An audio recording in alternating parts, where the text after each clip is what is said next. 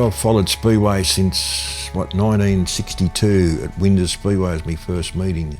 I've always had a strong passion for Speedway, and I guess I started at the right time when everything was sort of evolving, like the big days, the heady days of the showground in Sydney showground in town, where there was 20,000 people every Saturday night there watching racing with the midgets and the solos and sidecars and the stock cars. And I've seen the start of hot rods, or super modified hot rods, and I've seen them evolve from there into sprint cars. So I've lived through probably the most exciting times in Speedway. I've seen everything. I've always had always had an interest in old cars, old race cars and that, and always been very fascinated by them and that. So that's basically me life now. I've retired from work, so I'm just virtually just staying home now restoring cars. So yeah, filling me days in doing that.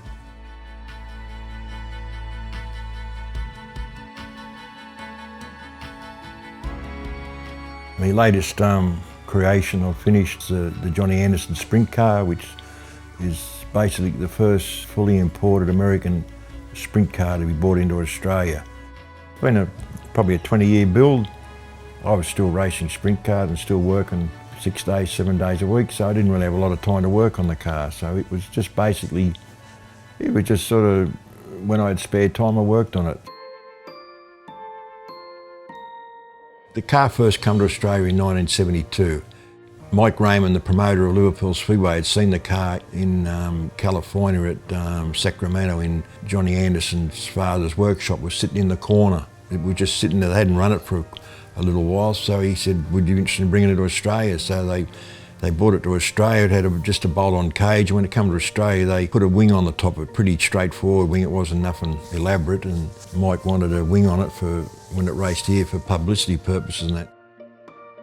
When it got here, we were basically still racing old super modifieds, which were just basically homemade cars. The Anderson car was just so much lighter than all the modifieds here. The chassis was just a single rail chassis. It was very light. It was just it wasn't a lot quicker, but it was just that, it always had that little bit of an edge. Yeah, the Anderson car in this day was just something special. So. The guy that built it in America originally was a guy called Hank Henry. His workmanship was incredible. His eye for style and shape was just absolutely incredible. He worked for Frank Curtis that done the Curtis Craft midgets. So the Anderson Sprint car underneath is basically a bigger version of a Curtis speed car when you look at how it's been built. And that car is a special car, like sprint car annuals from back in that era. And they got a photo of the car in the pits there with Johnny's father standing there, and all the other cars around it, they just don't rate. This thing just stands out, so yeah.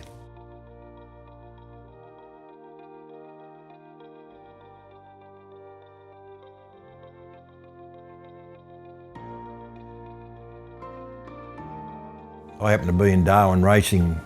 I was up there, I think it was 1984 or 85, somewhere around about that, where I was racing. I just happened to mention to a guy up there where I was staying at, there's a Johnny Anderson sprint car laying around up here, and he said yes. He said it's laying around the front yard not far from where I was staying. So pulled up in this street, just a normal street. Out in the front yard on the front lawn was what was left of the Johnny Anderson sprint car. So I went and had a look at it, and it was definitely the car.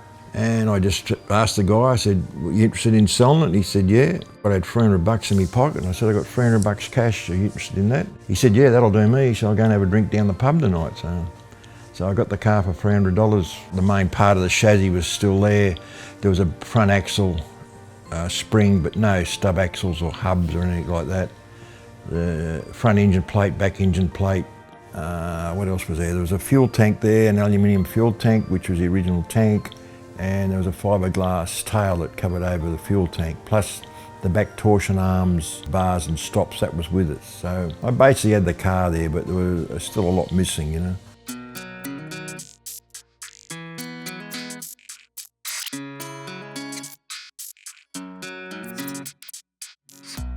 It had been laying up in my back garden shed for, I think probably the best part of nearly 10 years before I really got it out of the back shed and started working on it. And I started doing bits and pieces on it, and got it basically back on wheels. I was helped by a couple of guys. Steve McAvoy, he come and give me a hand doing a lot of the bending up the bar work on the push bars and the radius rods and all that sort of stuff, you know. I had to recreate the roll cage, and I was helped by that with a guy, Jeff Jackson. He bent the cage up and we sort of welded all the cage together over at his workshop over at Campbelltown there. I took photos of the cage, and when I'd done it, it was too high, so I think I had to chop about 4 inches or 5 inches out of the cage and drop it down and get it back to the right position and that. So I'd done the aluminium bodywork around the cockpit area and that on the firewall and all that. Clivey Weiss, he did an original body for it a long time ago, but when we done it, it wasn't right. We had to redo the bonnet. We basically did all the panel work again. One of the major problems with building the car was finding the right bits to get the car in proportion for the way it had, because it had to be done right, because it was such an important race car when it come to Australia. So biggest problem with the car over the years was trying to find a suitable. It had a Hallobrand, what they call a Hallobrand steering box in it. The same guy that makes Hallobrand wheels, he used to make steering boxes and a lot of other components. So that was a lot of cursing and swearing. And the motor, the engine mounts got cut out of the chassis, I think about 6 times, moving it backwards and forwards till I got it right. And once I got the right steering box in there, everything sort of fell into place. When you're doing these sort of projects, if you take photos and see what it's like in the photo, that gives you a real idea what's going on. This is where the first body panels, set of panels we done, and up around here, around the cockpit area was all too square, so we had to rehash around the bonnet area and that. So Clive, we come back again and we recreated we did another bonnet. I bought an English wheel and that, and we ended up, Clive and myself, we rolled the bonnet and got all it right. So when the car first came here, it had a 302 or 310 cubic inch Chev motor in it, but with the scarcity of trying to get a block and everything and getting everything done, I bought this other motor complete, which saved me a lot of mucking around. The motor I'd got out of a late model sedan. It was built by Alan Felsh. It had McGee injection on it.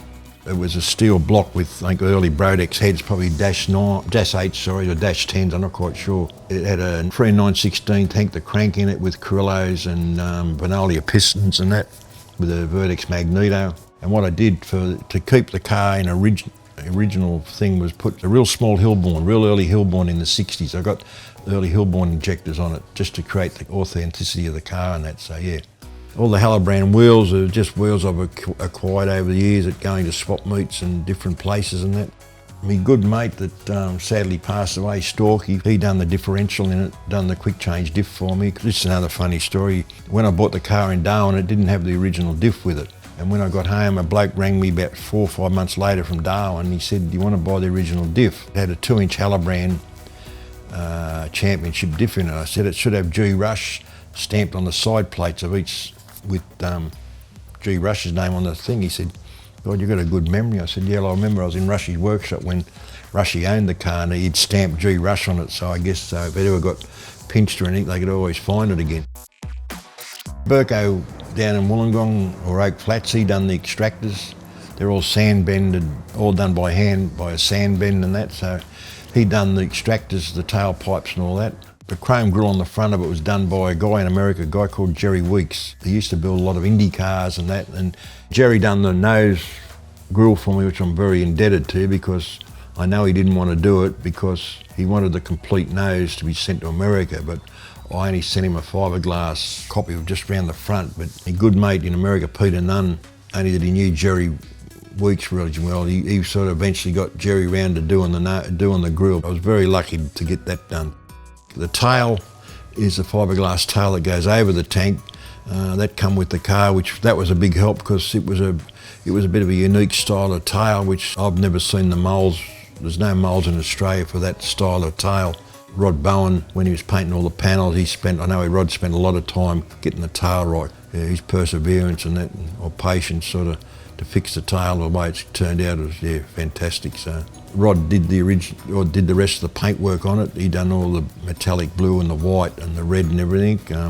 My other mate, Dennis Phillips, he done all the sign writing on the car, and he done the gold leaf #1 Dennis scrolled out all the outline for the blue and the red and everything. He done taped all that up and Rod painted it. It's matched pretty close to what the original colours were with the Anderson car. I had some coloured photos here and Rod basically just matched up the colours off a coloured photo on that. So.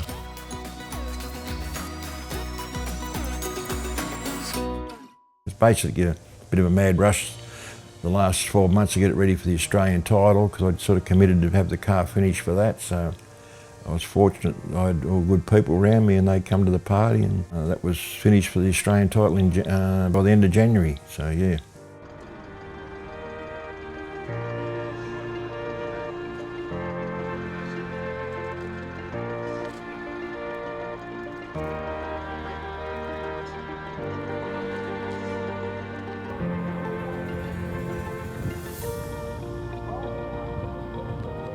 Reaction from the Anderson car has been absolutely incredible. Like the last night of the title, I left it near the front gate, the main gate where people walked in through the turnstiles, and there were just people around it all night looking at it.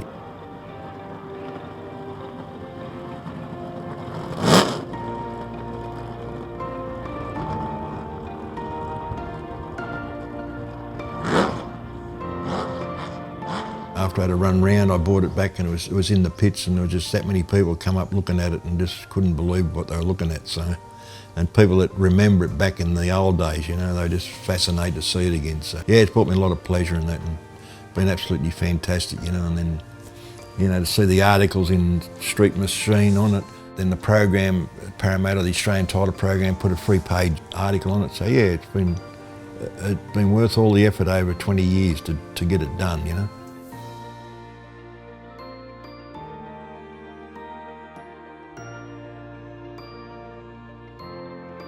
To be honest, I love working on old Speedway cars and it's been my life, so yeah, I can't complain. Life's been good.